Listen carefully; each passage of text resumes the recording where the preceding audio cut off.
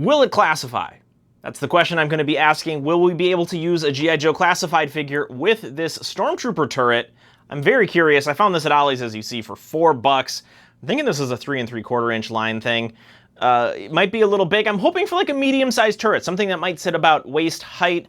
That would be kind of a cool thing for some of the larger characters to have access to. Like Cover Girl could be using her data pad or the wrench on it to fix it up or something like that. I don't know. Let's open it up and find out.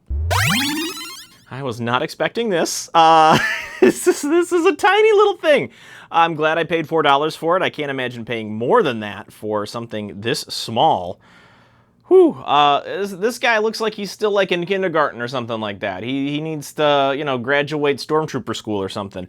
But I'm looking at this though. I think this is going to work for some G.I. Joe classified figures. It looks a little space agey, but I think we can get away with that from some of the very early wave figures of G.I. Joe classified. I'm thinking Roadblock, Gung Ho, guys like that. I also thought that this would fire the rocket. I thought this was like on a spring that would fire things. That kind of reminded me a little bit of old Real American Hero G.I. Joe stuff, but no, it just goes forward and then back, forward and back, all manually, which I think is probably like a safer option, because having springs like launch things in the air that's hard plastic is probably wasn't the best idea. Let's just be honest. It wasn't the best idea to do it back in the 80s, 90s.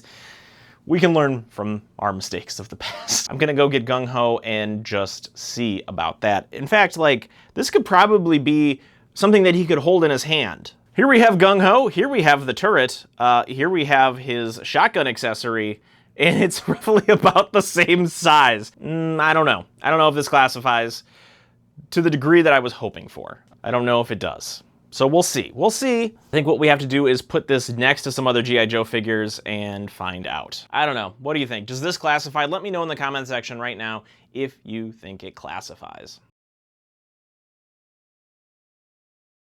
So there we saw some of that turret with other G.I. Joe action figures. You know, my heart wants to say yes, that this does classified, but my brain is saying no. It's just a little too small to be any use for the larger vehicles, the larger accessory. I mean, the turret was about the same size as Gung Ho's shotgun. So I think this was a miss. But it was just kind of a fun thing, because I'm always looking for extra accessories to put on the G.I. Joe shelf. If I want to get them displayed in like a way that I'm imagining in my brain, like I want to have cool accessories sitting around, and maybe there will be a use for it at some point, but right now, this Mission Fleet Stormtrooper does not classify, and I think it's like an interesting toy in its own right. So maybe let's just take a look at that. So here we have our baby Stormtrooper.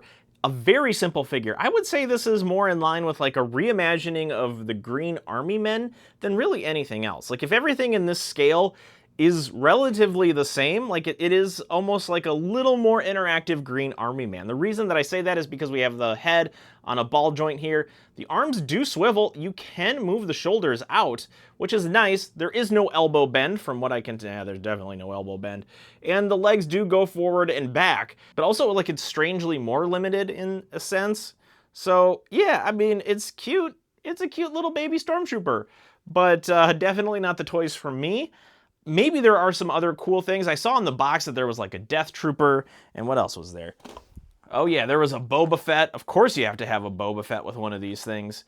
I don't know if that would change my mind about this stuff, especially because like they were asking like an $8 price for this initially. I think that was the retail suggested price.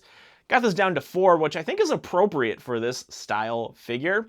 So thanks for checking this out with me. I'm always on the lookout for more G.I. Joe classified accessories that aren't necessarily part of the line. So that's all I know about the Mission Fleet Stormtrooper and if it classifies or not. If you like action figures, G.I. Joe stuff in particular, because that was the whole point of this, to see if we can't find other stuff in the G.I. Joe world. If you like action figures, collectibles, pop culture things, I like those too, as well as blasters. Blasters are action-packed toys. If you're noticing a theme, it's action. So thank you so much for watching. We'll see you next time.